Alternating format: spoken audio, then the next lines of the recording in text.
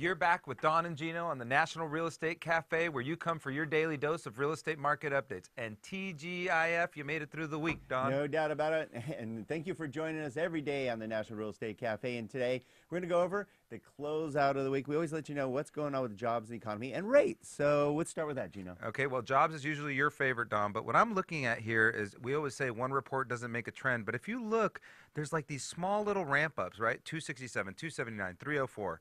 282, 313, 325. Everybody freaked out with the 325. We said it was an anomaly. Don't freak. And soon enough, they came back down. Now, what we see building again, though, Don, is? Yeah, you can see that we had a 267 before, one of the lowest numbers we've seen in, what, 8 years or something like that. So they're like, woo, look out, it's going good. And then it went 279, 304. We hit 267, made a big deal out of it. Not as much this time, because sure enough, 281, right around that 279. Next time, 300. 300? Yeah. And maybe just a hair under. Yeah, we're usually pretty right about this stuff if you stay tuned on a daily basis. All right, so let's give you an idea what all this job stuff has been relayed lately on this nice little report here.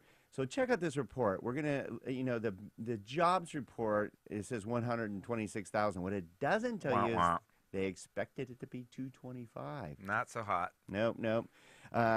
Job participation, labor force participation, it's one of the lowest levels ever. And this is one of the reasons it's actually kept the unemployment rate down, which you see is at 5.5%. Ouch.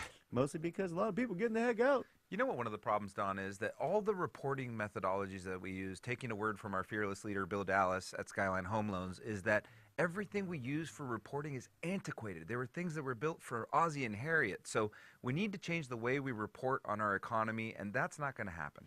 Yep, and I'll let you talk about, jobless claims we already talked about, GDP. GDP is probably my favorite measure, even though it's an old measure, and it's not a great measure. I always look at the difference between GDP and inflation. So if you look at the difference between GDP and inflation, you get real growth.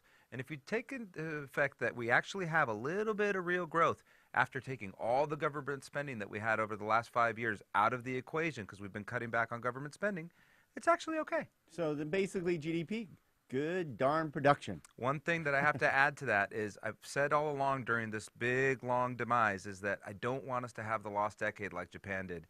We're 8 years into it. Guess what? We're going to be talking about our lost decade soon. No doubt about it. But when they're going to come back? Okay, so what does that mean to rates? We always give you an idea where rates are going.